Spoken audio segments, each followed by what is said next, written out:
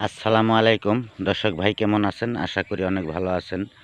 তো আমি জোয়াকাল যে ভিডিওটা দিয়েছিলাম, হয়তো অনেকে দেখেছেন ভিডিওটা। সত্যি সত্যি ওইটা প্রমাণ করে দেখতে পারবেন, সত্যি সত্যি কাজ হবে।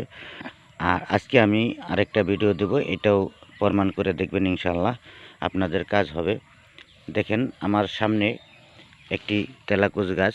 হয়তো এই তেলাকুচ গাছের অনেকগুলি গুণ আছে, এই তেলাকুচ গাছের।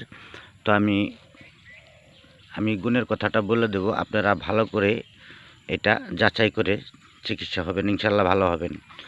তো এই তেলাকুচের গুণাগুণ, মনে করেন এই তেলাকুচটা দিয়ে যদি বলেন যে এই তেলাকুচের শিপা দিয়ে আপনি হাত চালাবেন, বাটি চালাবেন, লাঠি চালাবেন, পারবেন, এটাতে কোনো ভুল নেই। আপনারা তুলারাশি মানুষ দিয়ে পরীক্ষা করতে পারবেন, গ্যারান্টির সাথে আপনারা কাজ করতে পারবেন।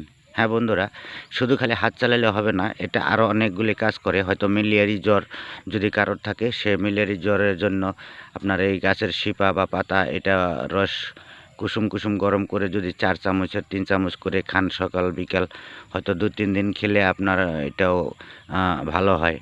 তারপর আপনার এই গাছের পাতার সাথে আপনার আরেকটা গাছ মিলাতে হয়, সেটা হলো কালকেশরী। সেই কালকেশরী গাছটির সাথে মিক্স করে যদি ছেঁচে রস করে মা বোনদের হয়তো মাথার চান্দিতে জ্বালাপোড়া করে, তাহলে আপনি লাগাতে পারেন। মা বোনদের হয়তো মাথার চান্দি জ্বালাপোড়া করে, সে জ্বালাপোড়ার জন্য এই গাছটি আমি দিলাম। তো আপনারা পরীক্ষা করে দেখবেন। একে থেকে 3 দিন পর্যন্ত আপনারা এটা 3 দিন 4 দিন এরকম দিবেন আর কি, রস মাথার চান্দিতে। কালকেশরী গাছ আর এই হয়তো এই তেলাকুচ গাছের পাতায় দুইটা একসাথে মিক্স করে তারপরে রস করবেন, রস করে তারপর আপনারা লাগাবেন। 1 দিন 2 দিন 3 দিন 4 দিন, ইনশাল্লাহ দেখবেন তুরত আপনারা এটা কাজ করবে, গ্যারান্টির সাথে বললাম। কাজ করে দেখুন, এটা বিফলে যাবে না ইনশাল্লাহ। তো বন্ধুরা, আমি ভিডিও দেব, প্রত্যেক দিন আপনাদেরকে ভিডিও দেব, ভিডিও যাচাই করবেন, ভিডিও দেখবেন, হয়তো আপনাদের উপকারে হবে, অনুপকার হবে না ইনশাল্লাহ। তো বন্ধুরা, আজকের মতো আমি এই পর্যন্ত শেষ করলাম। দেখা করব পরবর্তী সময়। আসসালামু আলাইকুম, খুদা হাফেজ।